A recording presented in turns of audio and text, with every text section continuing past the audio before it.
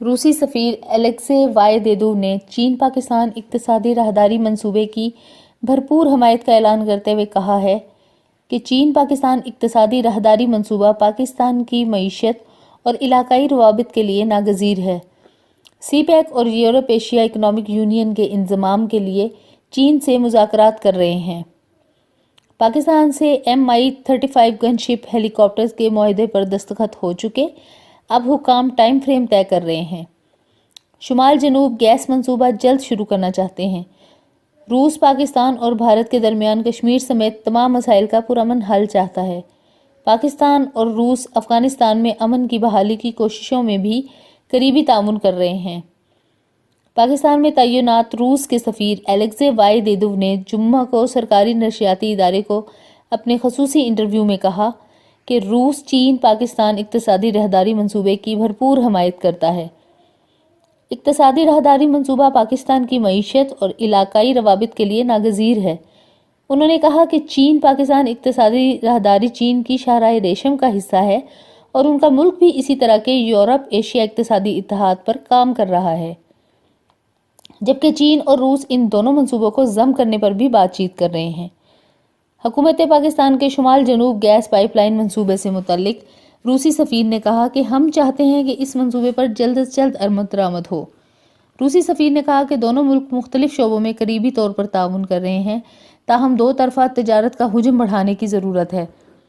دونوں ملکوں کے درمیان Mi-35 گن شپ ہیلی کاپٹرز کے معاہدوں سے متعلق انہوں نے کہا کہ معاہدے پر دستخط پہلے ہی ہو چکے ہیں اور اب متعلقہ حکام اس مقصد کے لیے نظام الاوقات طے کر رہے ہیں۔ ایک سوال پر روسی سفیر نے کہا کہ ان کا ملک پاکستان اور بھارت کے درمیان جموں کشمیر سمیت تمام مسائل کا پرامن حل چاہتا ہے۔ انہوں نے کہا کہ پاکستان اور روس افغانستان میں امن کی بحالی کی کوششوں میں بھی قریبی تعاون کر رہے ہیں۔ دریں اثنا اسلام آباد میں امریکی سفارت خانے کی ترجمان فلر کوہن نے کہا ہے کہ امریکہ کو پاک چین اقتصادی راہداری سے متعلق کسی قسم کے تحفظات نہیں ہیں۔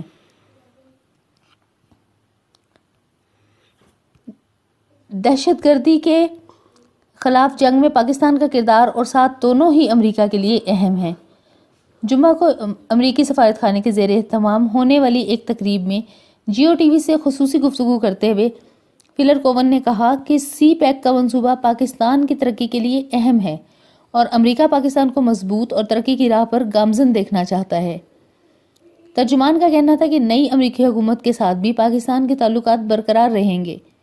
حکومت کی تبدیلی سے دونوں ملکوں کے تعلقات پر کسی قسم کے منفی اثرات نہیں پڑیں گے۔ نکیال سیکٹر میں اسکول وین پر بھارتی فوج کی فائرنگ سے متعلق ایک سوال کے جواب میں انہوں نے کہا کہ ہم اس علاقے میں ہر قسم کے پرتشدد واقعات کی مذمت کرتے ہیں۔ ترجمان فلر کوون نے ایک سوال کے جواب میں امریکہ میں ہونے والے صدارتی انتخاب کے نتائج کے بعض متعصبانہ واقعات پر افسوس کا اظہار بھی کیا۔ پاک چین دوستی اقتصادی راہداری منصوبہ میں اب دوست ممالک کے ساتھ ساتھ بہت سے دیگر ملکوں نے بھی گہری دلچسپی لینا شروع کر دی ہے۔ روس جو پہلے پاکستان کے گرم پانیوں پر طاقت کے زور سے قابض ہونا چاہتا تھا، اب اس نے اپنی حکمت عملی تبدیل کرتے ہوئے باضابطہ طور پر ان پانیوں تک رسائی حاصل کرنے کے لیے پاکستان سے درخواست کی ہے۔ روس نے نہ صرف گوادر پورٹ تک رسائی مانگی ہے بلکہ اقتصادی راہداری کا حصہ بننے کی خواہش کا اظہار بھی کیا ہے۔ اس کے ساتھ ہی یہ خبریں بھی آ رہی ہیں کہ روس اپنے زیر اثر یورپ سمیت دیگر ملکوں کو سی پیک میں شمولیت کے لیے اپنا کردار ادا کر رہا ہے، کیونکہ دیگر ممالک اور اقوام کی طرح روس بھی سمجھتا ہے کہ سی پیک کا حصہ بن کر وہ اپنے آپ کو اقتصادی طور پر مضبوط کر سکتا ہے۔ روس نے اس خواہش کا اظہار بھی کیا ہے کہ پاکستان اور روس کو ریلوے کے ذریعے جوڑا جائے۔ اس کے علاوہ روس پاکستان میں گیس پائپ لائن کی تعمیر کے لیے $2 ارب کی خطیر سرمایہ کاری بھی کر رہا ہے۔ یہ پائپ لائن قطر سے درآمد شدہ گیس کی ملک بھر میں ترسیل کے لیے بچھائی جا رہی ہے۔ اس طرح سعودی عرب سمیت دیگر خلیجی ممالک کو بھی سی پیک اور گوادر پورٹ میں گہری دلچسپی رکھتے ہوئے دیکھا گیا۔ سعودی عرب کے بارے میں اطلاعات ہیں کہ وہ پائپ لائن کے ذریعے گوادر سے چین تک تیل برآمد کرنے کی منصوبہ بندی کر رہا ہے۔ اس طرح قطر بھی جو قدرتی گیس سے مالا مال ہے، اپنی یہ گیس گوادر بندرگاہ کے ذریعے اقتصادی راہداری کے راستے چین پہنچانا چاہتا ہے۔ چین جو توانائی حصول کے لیے خلیجی ممالک سے گیس اور تیل درآمد کرتا ہے، اگر وہ اس راستے سے درآمد کرے تو اس کے اخراجات میں نمایاں کمی ہوگی۔ لہٰذا چین اپنے مغربی حصے میں گیس اور تیل کی ترسیل کے لیے گوادر کا راستہ استعمال کرنا چاہتا ہے، جبکہ اپنے مشرقی حصے کے لیے اس کا زیادہ تر انحصار روس پر ہے۔ روس چین گیس پائپ لائن اس منصوبے کی ایک کڑی ہے۔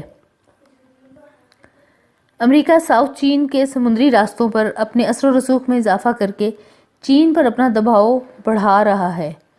بھارت کے ساتھ امریکی دفاعی تعاون بھی اس کی ایک اہم کڑی ہے۔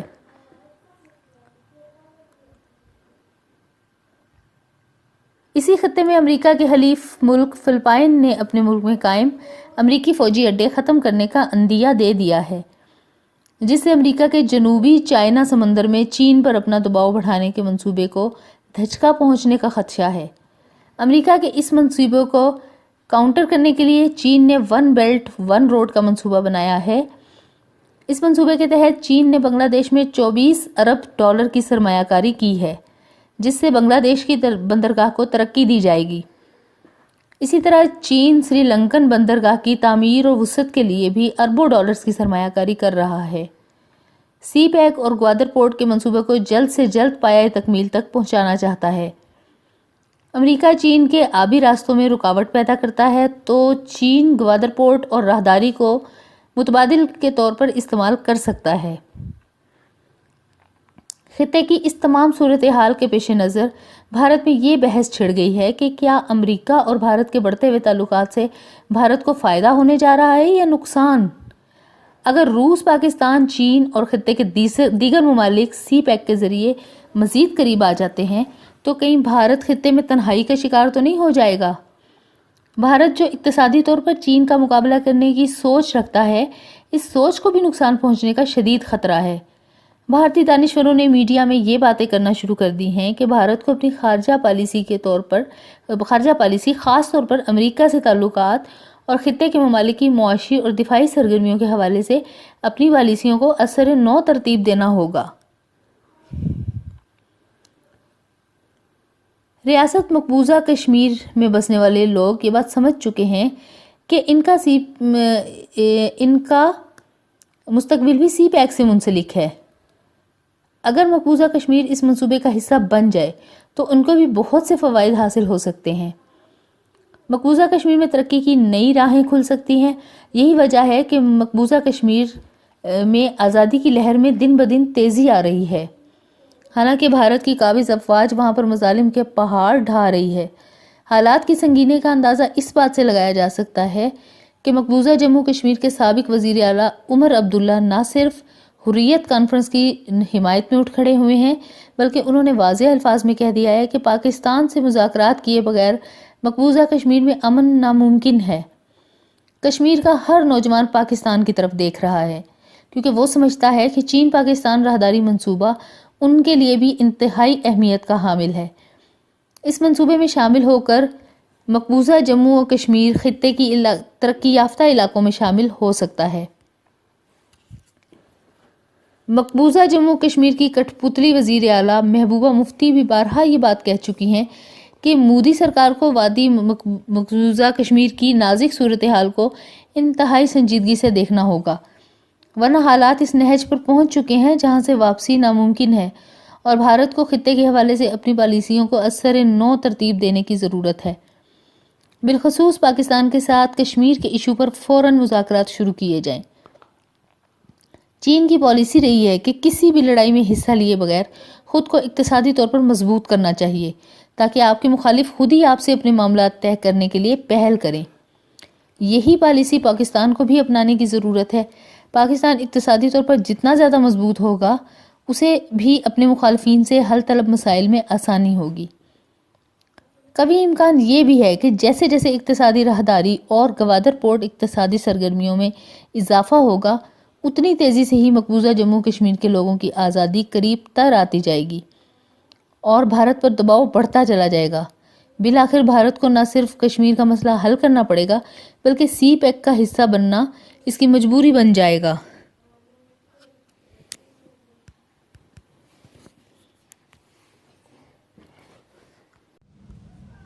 ایران دنیا میں سب سے ہائیڈرو کاربن سے بھرپور علاقوں میں سے ایک ہے۔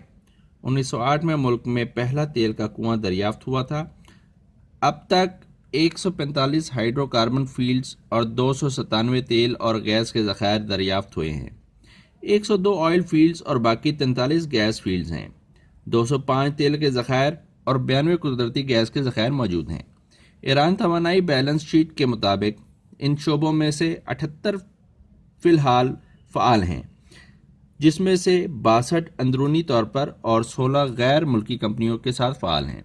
67 فیلڈز غیر فعال ہیں۔ کچھ 23 ہائیڈرو کاربن فیلڈ سرحدی علاقوں میں واقع ہیں، جو ایران کی کویت، عراق، قطر، بحرین، متحدہ عرب امارات، سعودی عرب اور ترکمانستان کے درمیان مشترک ہے۔